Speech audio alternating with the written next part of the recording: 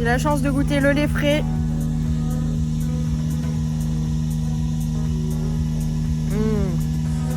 Ah, c'est trop bon. C'est doux en plus.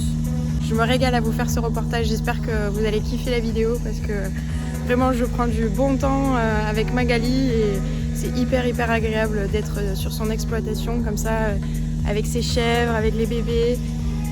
C'est trop bien. J'utilise les 30 hectares que j'ai de communes qui sont répertoriés sur 5 parcs différents. De chacun, ils font 6 hectares. Et après la traite, donc je mets ces dames en parc, donc de 10h à 13h. C'est des parcs clôturés quand les sangliers ne me les abîment pas. Et après, donc je mange. Et là, à 13h, je prends les bêtes et je vais en forêt. Et je suis en convention avec l'ONF pour faire de l'éco-pâturage. C'est-à-dire de l'éco-pâturage? C'est-à-dire que j'entretiens les DFCI, j'entretiens les GR, les chemins de randonnée. Donc c'est pour la prévention des feux de forêt, pour l'aménagement des paysages. Et puis après, pour moi en tant qu'éleveuse, ça, c'est le côté alimentation de mes bêtes. Donc ça m'évite le soir de les renourrir en chèvrerie. Et puis après, le fait qu'elles mangent du romarin, du genévrier, elles se régalent avec les chênes, l'écorce, tout ça. Après, ça donne un goût et une typicité au lait, quoi. Donc, et ça donne le goût des fromages des chèvres de Roquebaron. Parce qu'elles pâturent, voilà. Donc là, je vais les prendre, je vais les rappeler. Et puis, on est en période de mise bas. Donc, pour l'instant, j'utilise le parc qui est devant. Parce que c'est le parc le plus plat. Souvent, elles mettent bas dans les parcs. Donc, le soir à 16h, enfin, à 13h, il faut que j'aille les chercher. Parce qu'après, j'ai des parcs un petit peu plus loin. Mais tu vois, ça monte, quoi. Oui. Donc, bon, aller chercher les mères et les bébés. Donc, j'ai un parc devant l'exploitation que je me sers en période de mise bas. D'accord. Et après, en fait, j'alterne en fonction de l'ensoleillement, de la végétation, de tout ça. Et ça, c'est vu avec le serpent aussi. Il y a le serpent qui est passé et qui vérifie que j'alterne bien au niveau des parcs. Donc j'ai le parc d'été, le parc d'automne, le parc du printemps.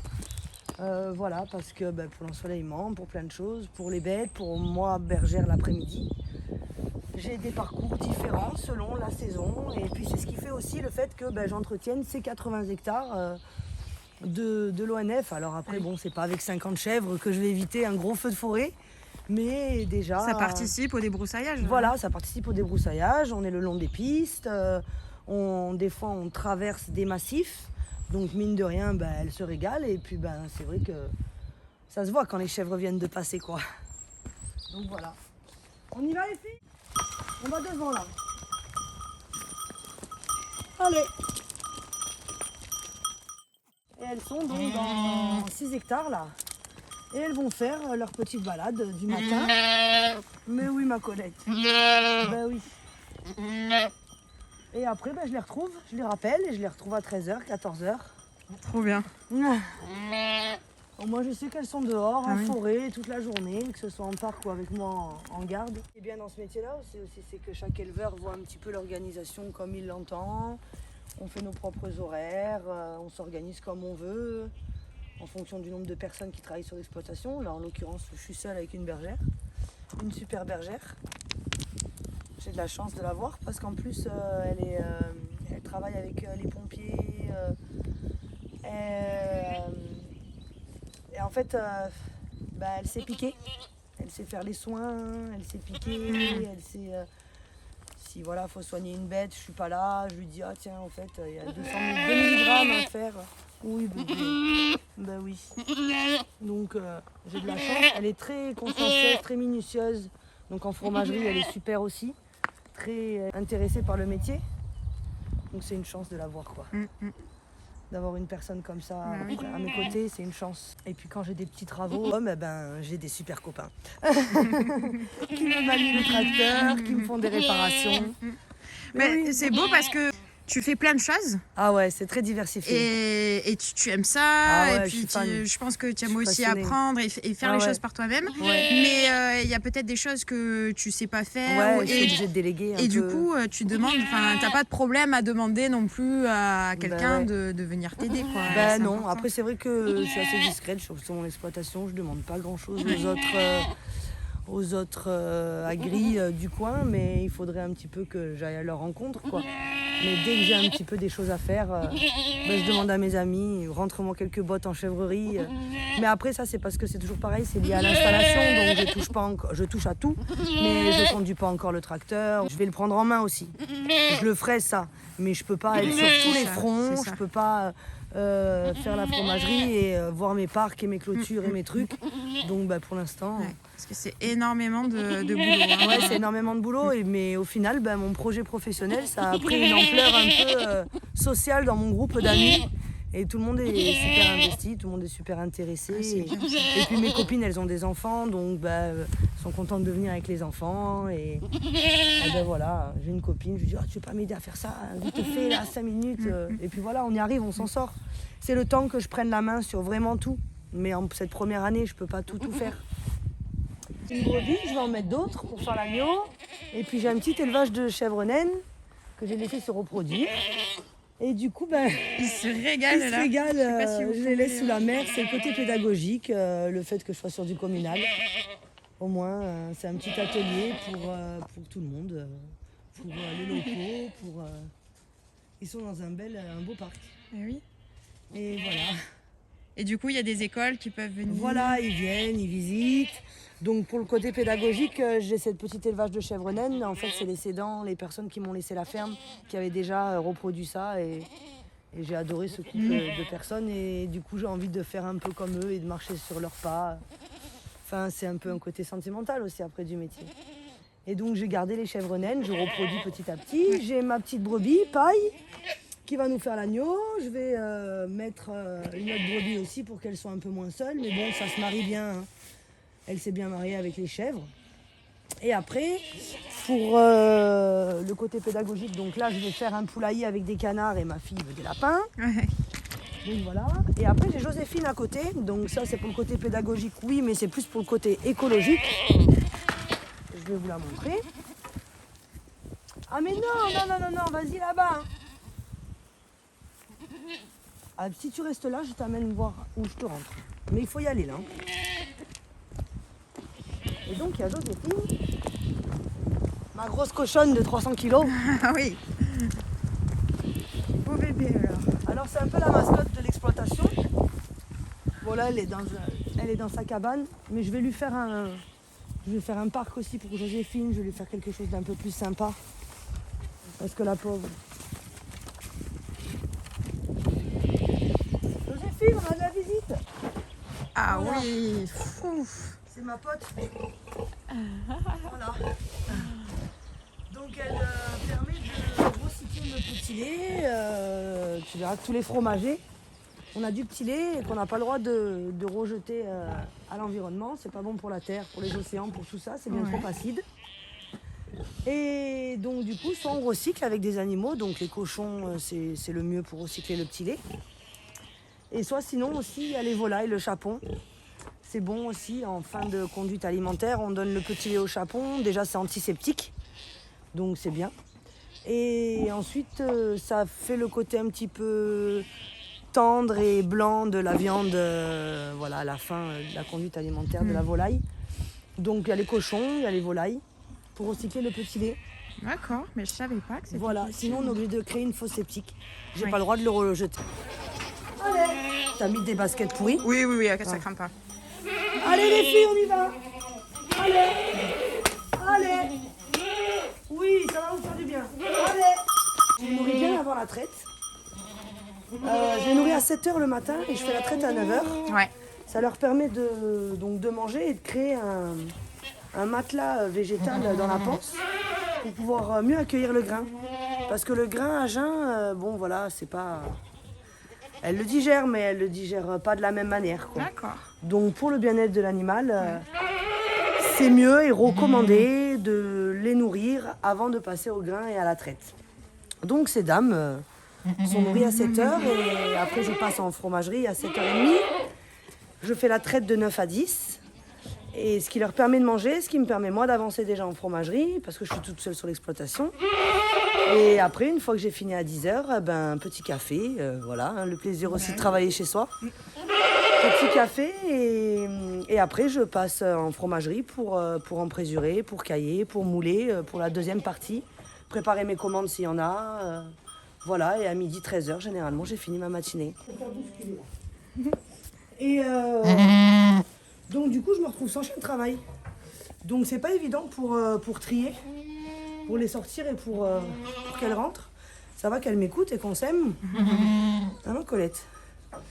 Mais c'est vrai que après trier quand il fait beau, de elles-mêmes elles sont dehors, donc ça va beaucoup plus vite. Mais là, du fait qu'il pleuviote et qu'il fasse froid avec un peu de vent, elles n'ont pas envie. Bah oui. Je vais chercher les dernières. Allez.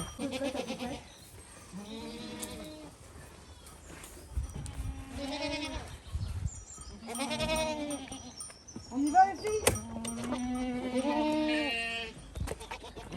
Ma salle de traite, 5 et 8.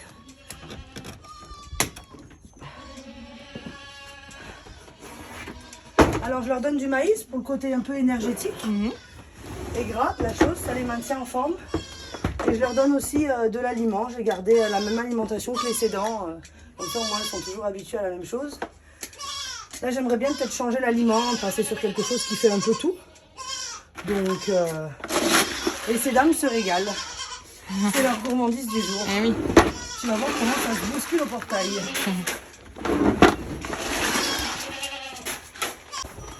C'est des sacs de 25 kg à porter au quotidien. Mais ça va que quand j'ai mes amis qui viennent, je leur demande toujours un peu. Vous voulez pas porter des sacs? Alors ça va, j'ai une super bande d'amis. Tu en passes combien des sacs comme ça Oh, par jour, un. Ouais, j'ai une cinquantaine de bêtes. Et bon, on a 800 grammes là, en début de lactation. Ouais. Par jour, donc c'est 400 grammes la traite le matin, 400 grammes le soir. Donc 25 kilos, ça va vite. Je te dis une journée, mais peut-être que c'est un jour et demi, je sais pas vraiment exactement. C'est un métier assez physique, mais c'est très beau. Après, c'est des conditions physiques, je pense que on s'y fait quoi. On s'adapte. C'est un coup à prendre. Au début, on a du mal à porter le sac, et puis après, on se rend compte que ça va, ça passe. Au début, on utilise la brouette. On triche un peu. Là, j'essaye de faire la transition, donc je mêle l'ancien aliment au maïs. Et ça, c'est le nouvel aliment qui fera tout. Mais pour elles, pour pas les perturber. Puis l'aliment, c'est des protéines. Si je leur donne que des protéines, après, je vais avoir pas mal de cacamou, on va dire. Donc pour que ça reste en petite crotte de bique. Voilà, je fais une petite transition tranquille pour elles. Et après, j'ai un aliment qui fait tout. Au moins, ça m'évitera la manutention de 2 sacs de 2 marques différentes. Et, oui. Et du coup, on en était là. Hop. Okay. J'ai 48 bêtes. Oui. J'ai une petite traite de 8 que j'aimerais bien peut-être agrandir. Mon but est d'agrandir mon cheptel et de passer en monotraite. Parce que là, j'ai la traite le matin et le soir. Donc, seule sur l'exploitation avec un enfant de 11 ans, c'est pas évident. C'est un projet de vie professionnel, mais c'est aussi un projet de vie familial et c'est ça qui est beau. Mais il ne faut pas en oublier sa famille. Et c'est vrai que même seul, je pense que la monotraite, ce sera bien mieux.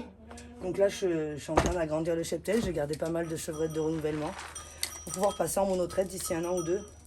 Au moins, j'ai plus cette traite de 6 à 7 le soir qui fait que je rentre chez moi à 7h30 et que pendant que je cuisine, je corrige les devoirs de ma fille.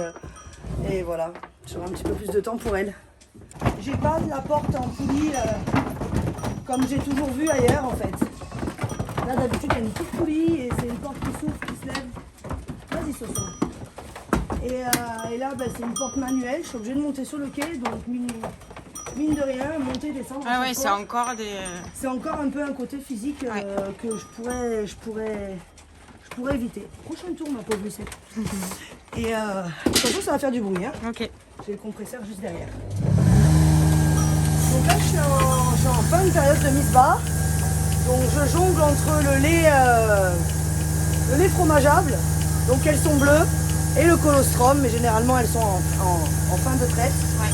Donc j'ai 2 bidons, j'ai un bidon pour le lait, pour fromager, et le reste pour le colostrum que je garde pour les bébés ou que je congèle. Alors c'est encore un petit peu du sport et rock'n'roll à la traite, mais d'ici 2-3 semaines ça ira mieux quoi. Déjà, ça me permet de voir mes bêtes tous les jours, de les soigner, de les voir, de les toucher, de les manipuler. Et la traite, ça reste un moment très calme, malgré le bruit. Je trouve que c'est à la limite un peu méditatif, quoi. Et je m'occupe d'elle et en même temps, ça me permet de me dire, ah tiens, aujourd'hui, qu'est-ce que j'ai à faire, qu'est-ce que je vais faire. Et puis surtout, je vois la lactation changer, je vois qu'elles produisent plus, elles donnent plus. Je vois celles qui mangent l'aliment ou pas, parce que l'aliment, elles adorent ça. Et si elles ne le mangent pas, c'est qu'il y a un truc qui ne va pas. Ou elles n'ont pas le moral, ou il y a un bobo, ou tu te dis, bah tiens, là il y a ça, je regarde de plus près. Donc c'est un moment assez privilégié quand même, la traite, et j'aime bien ce moment. Une bonne traite, ça dure 1 heure. Bon, j'en suis pas là, hein. Moi avec le nettoyage, j'en suis à 1h15, 1h20 encore. Mais c'est que le début. Et ça, c'est Pomponnette, c'est ma selle rose. Terrible Pomponnette. Terrible.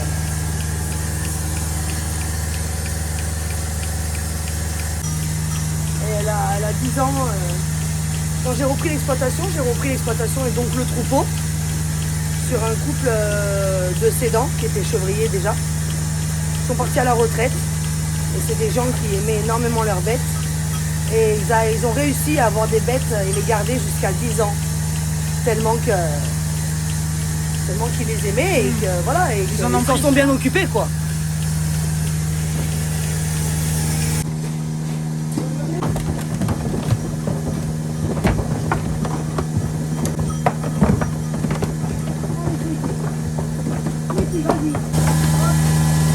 J'avais l'habitude de travailler en brebis et qu'on utilise les marqueurs, les boils. Bah, du coup, je suis restée sur cette habitude de bergère. Alors je marque mes bêtes. Alors il y a des couleurs de partout, c'est un peu la transhumance alors que je suis en chèvre. Mais bon voilà, je les embête pas avec un collier. Puis c'est du matériel, des finances aussi. Ouais. Je les embête pas avec ça, ils n'ont pas l'habitude. Et puis elles se coincent après derrière là aussi. Ça peut les blesser, ça les coupe. En forêt c'est pas pratique. Ouais. Donc je les marque.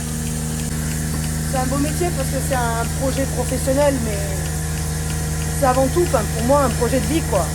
Et un projet familial.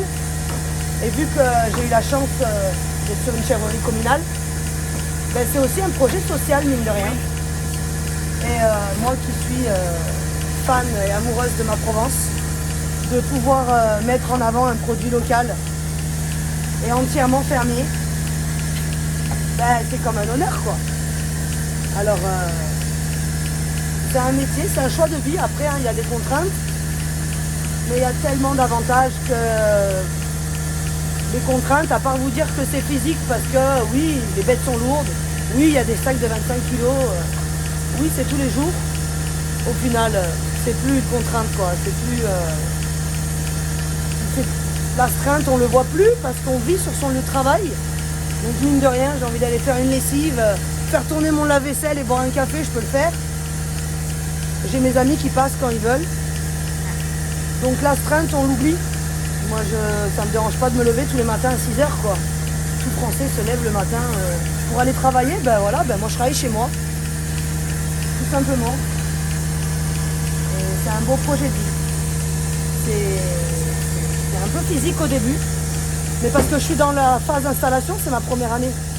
Quand j'aurai fini l'installation, la mise en place, et que je serai plus que sur le métier vraiment, ce sera beaucoup plus simple, beaucoup plus cool. Ce sera cyclique, quoi. Ça va, je vais trouver mon rythme, quoi. Là, je parle encore de pub, je parle encore d'agrément, de démarches administratives. Donc il y a beaucoup de choses. Après, quand tout sera en place et je serai que chevrière fromagère, c'est là que la belle vie, elle commence. Anti-inflammatoire, oui, mais antibio, très peu. Ben voilà. Et après, j'ai un tableau aussi, là, où je marque tout en cas de contrôle. Au soin, je marque le numéro de la boucle, quel soin, le nombre de milligrammes. Et du coup, je marque le traitement sur 3 jours, et la date. Ouais. Comme ça, au moins, je déclare mes soins. Alors je suis pas en bio, mais je me dis que je suis en naturel. Parce que au final, j'utilise pas trop les antibiotiques. Au besoin, oui, bien sûr que s'il faut, je le fais. Après, j'ai du foin qui est entièrement naturel aussi. Enfin, c'est de la première main. Et puis, enfin, je veux dire, voilà, c'est un agriculteur avec qui j'ai travaillé et je sais comment il travaille. Mon produit est entièrement fermier parce que je fermente mon lait avec mon propre petit lait. C'est une présure de chevrette. Et mon géotrichum, c'est moi qui l'ai fabriqué aussi. Donc c'est un ferment d'affinage et ça donne un peu du caractère. Et puis une flore de fromagerie, il fait pas mal de trucs le géo. Donc je suis sur un produit entièrement fermier. Ce qu'elle mange mes bêtes, à part l'aliment, qui vient de l'industriel, oui forcément. Je m'estime presque être pas plus bio que le bio, hein, bien sûr. Hein. J'ai pas cette prétention-là. Mais moi j'ai déjà vu des éleveurs bio qui utilisent des trucs industriels, oui. Bio mais industriels. Au final, prenez du naturel quoi. Et ce qui diffère, c'est les soins, c'est le côté sanitaire. Et puis après, elle pâture aussi tous les jours. Oui. En forêt, j'ai 80 hectares en convention avec l'ONF et 30 hectares sur du communal. Donc j'ai pas mal d'hectares de forêt, de bois et landes, de broussailles. Donc au final, l'après-midi, de 1h à 17h, elles sont dehors. Donc comment faire du plus naturel, je sais pas. Tout artisanal. Tout artisanal, ouais. Oui. Il n'y avait pas autant de lait encore il y a 2 jours, 3 jours. Alors attends, excuse-moi, je vais juste mettre mon blouson parce que c'est un poids lourd. Allez, on remonte le lait à la fromagerie. C'est lourd, hein? C'est lourd, hein. Bah là, je suis à 110 à peu près. Et il faut se laver les mains impérativement. Donc maintenant, on est fromagère. Donc il y a un roulement au niveau de la fromagerie. C'est toujours pareil, c'est tous les jours, forcément, la traite, le lait. Donc là, par exemple, c'est mes fromages que j'ai fait il y a un jour, qui ont été plaqués salés, que je laisse 24 heures en salle de production. Ça, c'est le fromage que j'ai fait hier et que ma bergère m'a retourné ce matin. Et là, je fais cailler mon lait. Voilà, donc il y a le petit lait, le fameux petit lait que je donne à Joséphine en surface. Et le caillé qui est en dessous et qui est prêt à mouler, qui a l'air un peu acide aujourd'hui. Il est fissuré, on va voir au moulage. Et donc du coup, voilà, j'ai plusieurs tables et je vais mouler ici. Donc je moule à la louche chacun de mes fromages. Wow. Ça prend du temps, mais au moins je gère le grammage et puis je gère la façon de mouler pour qu'il y ait une bonne texture, pour qu'il n'y ait pas de trous. Alors après, sur des plus grosses exploitations, il y a des répartiteurs, tu verras, il y a plein de faisselles et il y a un gros moule où tu moules à la pelle presque. Ouais. Et le fromage tombe automatiquement dans le cahier. Donc ça va beaucoup plus vite, mais bon, c'est un investissement financier et pour l'instant je moule à la louche. Autant faire du fermier, on est dans le thème là, c'est fermier ça. De chez fermier. J'ai ma petite salle d'affinage. Hop. Donc j'affine mes petits fromages comme ça, hein, encore un petit peu rudimentaire. Mais à venir l'année prochaine ici, je vais faire une chambre froide et j'affinerai plus correctement sur étagère de l'autre côté. Voilà, pour l'instant ça fonctionne assez bien. J'ai pas de soucis sanitaires, j'ai pas de mucor, j'ai pas de champignons, c'est nettoyé au savon noir assez régulièrement. Et puis avec ce système de ventilation, la séchoir c'est entre 12 et 14 degrés, une salle d'affinage avec un système de ventilation au quotidien. Et puis là j'ai mis à affiner il y a 2-3 jours une plaque et je trouve qu'il y a un bon résultat déjà au niveau de la couleur et de la croûte. Et ça sent bon. Et ça sent bon. On sent bien, là c'est... J'ai pas de chambre froide donc c'est pour ça que je vais la faire à côté, donc je fonctionne avec des frigidaires. Et puis en même temps, ça me fait salle de stockage, mais l'année prochaine, j'inverse. Chambre froide uniquement, et ici, j'affinerai. Et mon stockage, je vais le mettre ailleurs. Donc voilà, là, j'ai mes plaques qui sont déjà prêtes. Et j'ai plusieurs aromates. Hop. Je les reconnais. Ouais, ouais. Les herbes de Provence avec le thym et le romarin de Roc Baron. Après, je fais du tartare aussi. J'ai des tartares frais, ail et fines herbes. Je fais des briques. Et en dessous, j'ai testé cette année au pétale de rose. Donc ça donne un bon goût au fromage. Et puis c'est très joli en présentation. Voilà. Magnifique. Bon, qui est un peu rudimentaire encore. Dans le sens où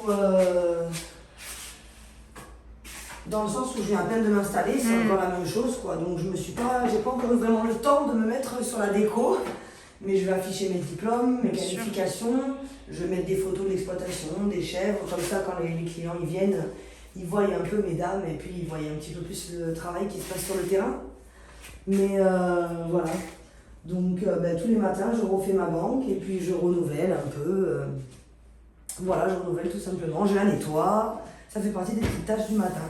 Voilà, comme ça au moins sur mon point de vente, à tout moment de la journée on peut venir et il y a du choix. Tu fournis aussi des restaurateurs, alors, voilà, des dans le écoles. métier, il y a plusieurs pôles. Il y a le pôle élevage qu'on a vu ce matin, le pôle fromagerie et donc le pôle commercialisation. Et quand j'ai repris l'exploitation, donc la commercialisation était déjà établie. Donc j'ai repris les restaurateurs qui m'ont gardé, donc j'en suis honorée. Cool. Et j'ai aussi un grossiste, un homme formidable. Et j'ai quelques épiceries. J'ai un maraîcher qui vend mon fromage. J'ai plusieurs points de vente en fait où est-ce qu'on peut les retrouver. Et c'est super, ça fait un bon roulement. Et après j'ai mes marchés, je fais 2 marchés vu que je suis sur du communal. Le jeudi au village, là j'ai pas encore commencé, on n'est que mi-mars, je vais le faire la semaine prochaine. Donc le jeudi on peut te retrouver sur le marché de Roquebaron au village, sur la place de la mairie. Et après il y a le dimanche sur le parking de Super U. Voilà, il est un petit peu plus gros. Et voilà, en surface, on peut bien le voir. Je garde donc mon petit lait que je récupère pour fermenter. Donc il n'y a pas plus fermier. Et après le reste, ceux qui s'égouttent, c'est pour Joséphine. Ce qui m'évite de polluer l'environnement. Et puis à côté, il y a des éleveurs de cochons en plein air également.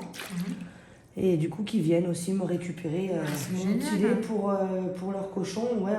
Rien ne se perd. Rien ne se perd, tout se transforme. Après, avec le petit lait, bien sûr, on peut faire la brousse. Mais pour ça, bon voilà, il faut être équipé. Pour l'instant, ma première année, j'ai pas encore tous les matériels nécessaires. Mais c'est vrai que tout ce petit lait, j'aimerais le valoriser aussi. Et puis, pourquoi pas faire la brousse. En plus, j'ai de la famille en Corse qui pourrait me donner des petits conseils bien précieux. Mais le problème là, c'est l'extraction du petit lait. C'est encore très artisanal, quoi. Et oui. C'est pas évident. Je fais avec des bassines à la louche, je perds un temps fou, mais bon, on y arrive. Il y a des fois où le cahier il est un petit peu moins bien, ou pour X raisons, c'est peut être tant de facteurs. Salle de production, toujours une bonne température, il faut toujours emprésurer le lait à une bonne température. Puis après, il peut y avoir un côté alimentaire aussi. Faut pas oublier que c'est les chèvres qui nous donnent ça. Et oui. Donc selon ce qu'elles vivent, on peut avoir nous-mêmes des conséquences. Il peut y avoir des conséquences en fromagerie. Un produit qui vient du vivant. Ah ouais, qui vit lui-même. Et oui. C'est pour ça que j'ai toujours dit que c'est quand même une matière assez noble, le lait. Ça, tout à l'heure, on parlait un petit peu des bienfaits du lait de chèvre, notamment pour les intolérants au lait de vache. Le lait de chèvre est le lait le plus digeste comparé à la vache et à la brebis, qui sont aussi très bons. Mais c'est vrai que le lait de chèvre est le plus digeste. Pour les personnes qui ont un petit peu des intolérances. On retrouve même en cosmétique. Oui, j'aimerais faire du savon à la longue. Ça a énormément de vertus pour la peau, dermatologique, tout ça. Bon, pour l'instant, j'y suis pas, je me mets en place. Et après, je pourrais faire plusieurs déclinaisons, quoi. Carrément. Hop, allez. Un peu plus mou, mais au final, le résultat y est quand même. Elles sont magnifiques. C'était le collège de Roquebaron qui prenait aussi le fromage. Alors oui, le collège de Roquebaron est venu me démarcher. Ouais. Alors une fois par mois, c'est marrant. Une fois par mois, je leur passe du fromage pour le dessert pour les enfants. Ils m'ont demandé de venir faire une petite animation, d'être là cette fameuse journée. Alors j'y vais avec mes 3-4 photos, mes petites faisselles et j'essaye de sensibiliser un petit peu les enfants pour leur expliquer que le lait arrive bien de quelque part et voilà, les sensibiliser au métier. un petit peu au métier d'avant. Je pense que ce serait bien qu'on y revienne un petit peu plus. Oui. Au savoir-faire. Un savoir-faire ancestral et enfin, qui se perd, mais au final qui redémarre, je trouve, un petit peu avec les conditions, là, sans parler et faire de grands discours sur le Covid, mais c'est vrai qu'on repart pas mal sur du local. Et je trouve que les consommateurs sont de plus en plus sensibilisés. Et je trouve que c'est bien de sensibiliser les enfants aussi, parce que dans l'agriculture, c'est très diversifié. C'est très diversifié. Et d'avoir conscience dès tout petit de qu'est-ce qu'on a dans l'assiette, qu'est-ce qu'on mange, d'où ça vient. Exactement. C'est hyper important. Ouais. Il y a une dame qui m'a appelé, une maîtresse d'école de Montessori, qui vient pour louer des gîtes à la commune. Ils sont un petit peu plus hauts. Donc elle m'a demandé si elle pouvait venir visiter avec les enfants. Ben, c'est avec grand plaisir. Génial. Voilà, donc les collèges, les primaires, les centres aérés. Après, sur une commune à côté, j'ai un centre social pour les enfants qui ont été abandonnés. Et eux aussi, j'aimerais bien les recevoir. Ben, pour redonner un peu du baume au cœur à ces enfants. Et puis les animaux, ça aide beaucoup. Et puis voir les métiers qui découlent de nos animaux, le lait, la viande, tout ça. Après, ben, ça fait partie du métier. C'est vrai qu'il y a de plus en plus de gens qui ne mangent pas de viande, mais... Manger moins souvent de la viande, mais quand on en mange, ben, que ce soit de la qualité. On n'est pas dans l'industriel, on n'est pas dans... Oui, c'est sûr que toutes ces fermes, on voit ces animaux enfermés, non, je ne suis pas pour, hein. Tu vois comment je traite les miens. Mais après, manger de la bonne viande fermière, et puis, comme tu disais, que tu sais d'où ça arrive, ça n'a rien à voir. Malheureusement, ça fait partie du métier aussi, hein. C'est le lait, la viande, les œufs. Il est un peu mou ce matin. Je sais pourquoi, mais c'est pas grave, ça va le faire.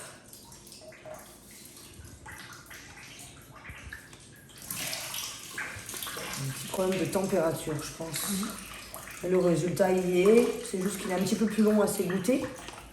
La matière est bonne du fait que ce soit moulé à la louche. Du coup, je peux équilibrer moi-même. Et avec une cinquantaine de litres, tu arrives à peu près à faire combien de fromage? 1 litre de fromage à peu près. Sauf que là, je suis sur des faisselles comme celle-ci, en crottin, comme on dit, pas en gavotin. Donc en gavotin, on est sur 1 litre de fromage. Et sur des faisselles comme ça, je fais un fromage avec 3/4 de litre. Donc après, ça dépend. Hein. Si je fais que de la faisselle, là, je fais de la pyramide, c'est 1,5. Des fois, j'ai des rocs barons, ça en fait 2. Les briques, c'est 4. Les briques, c'est 4. Donc après, ça, c'est un rendement fromager et qu'il faut bien calculer. Ça, c'est mes petits moules pour mes petits tartares ou mes petites mousses. Parce que sinon, après, je fais du pré-goûtage dans des tissus de lin que je mets dans des gros bacs. Je fais un pré-goûtage. Donc c'est ce qui fait un petit peu cet aspect mousseux du tartare et tartinable en fait. Et donc le lendemain, ça prend plus de temps, mais bon, c'est un autre rendu aussi, c'est une autre matière. On n'est pas comme sur le crottin ferme. Et puis ben, je mets les épices, je m'arrache bien, je fais ce qu'il faut, du sel, et je moule. Et quand tu démoules, ça fait cet aspect mousseux et tartinable. Alors je le fais en tartare et après je fais aussi l'oriental. C'est une mousse un peu cumin, piment d'Espelette, paprika, des épices un peu plus orientales. Là j'ai goûte un peu parce qu'aujourd'hui mon cahier est assez mou. Donc là j'ai goûte. Je suis aussi beaucoup dépendant de la météo et de l'extérieur, de l'environnement. Donc quand il fait froid, vraiment froid ici, en plus à Rosemont, on a pas mal de gel le matin encore. Eh ben, il faut remonter la fromagerie, la clim au moins d'1 ou 2 degrés de plus. Pareil, au printemps, il faut un peu plus la baisser. Donc, mine de rien, c'est pas comme dans une maison où tu mets 20 degrés à la clim et puis t'es 20 degrés en fromagerie, quoi. L'extérieur, l'environnement, il joue beaucoup, mine de rien. Et il faut réguler ça tous les jours, des fois. Donc là, c'est ce qui s'est passé. Hier, il a plu et j'ai pas monté ma clim comme j'aurais dû la monter. Une salle de production, la température, après ça dépend de chacun. Mais on peut dire que c'est entre 19 et 22 degrés. J'ai vu des fromageries à 22 degrés, d'autres à 19 où ça fonctionne super bien. En fait, c'est vraiment la fromagerie, chacun est différent. Chacune est différente. Et puis, ouais, il y a tellement de facteurs. Ah, j'allais dire, est-ce que c'est comme pour le potager, il n'y a pas de vérité vraie? Non, il n'y a aucune vérité vraie. Chaque fromagerie est unique, chaque fromagerie a sa propre flore. C'est ce qui fait aussi le goût du cahier. Et puis nous, quand on rentre en fromagerie, mine de rien, c'est pour ça qu'il faut un minimum de personnes et voire toujours les mêmes. Parce que nous, ce qu'on dégage, nous, les germes qu'on a sur nous, les bactéries, qui sont bonnes aussi, hein, parce qu'il y a des bactéries, il en faut. Mais même nous, ce qu'on apporte de l'extérieur, ça peut complètement changer le rendu du cahier, quoi. Tu as eu la gentillesse de bien vouloir nous montrer.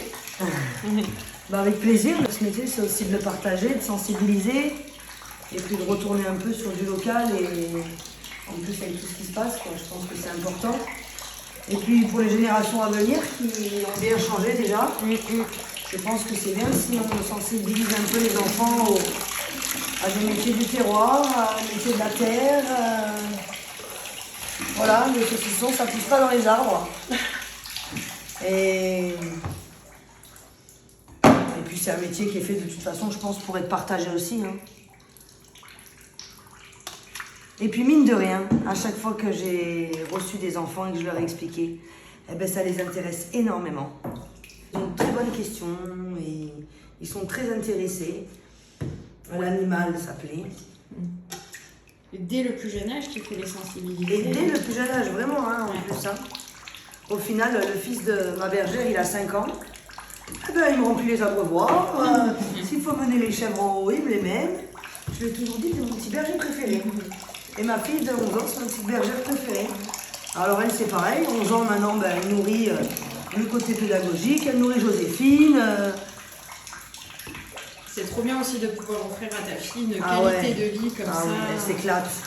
Elle s'éclate. Et puis elle invite ses copains, ses copines aussi. Ils rentrent à la maison, ils en parlent. C'est ça, c'est limite après les enfants qui sensibilisent les parents à table le soir. Et puis après, c'est un métier où tu retrouves aussi une qualité de vie, dans le sens où quand je fais les marchés, j'ai un super maraîcher qui est devenu un collègue. Donc on mange aussi, tout est lié, quoi. On mange aussi des bons légumes. Je vais faire les œufs, on a besoin de faire les œufs. Celui qui est à ma gauche, il fait les œufs. Donc du coup, c'est un travail, mais c'est au-delà du travail. C'est qu'après, ça en découle aussi sur ta vie. Et du coup, toi-même, tu as une bonne alimentation parce que tu es entouré que de personnes qui font ça. À côté, comme on disait tout à l'heure, il y a un boulanger qui fait sa farine. Qui fait sa farine. Donc, tout est lié. Ouais. Tout est lié et c'est ce qui est beau. Un simple métier peut avoir d'aussi belles conséquences dans ta vie familiale comme dans ta vie sociale. Parce que mine de rien, ça intéresse. Très exigeante. Ouais, super exigeante envers moi-même. C'est terrible. Je suis comme mes chèvres, une bête à cornes. C'est pour ça que on s'entend bien. Mais je suis très exigeante envers moi, envers les autres, envers toi. C'est très dur. C'est fatigant d'être comme ça même.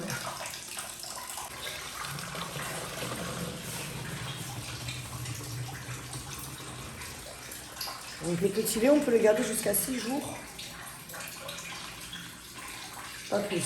Il faut qu'il y ait une traçabilité de toute façon pour soi-même déjà, parce qu'il faut les contrôles.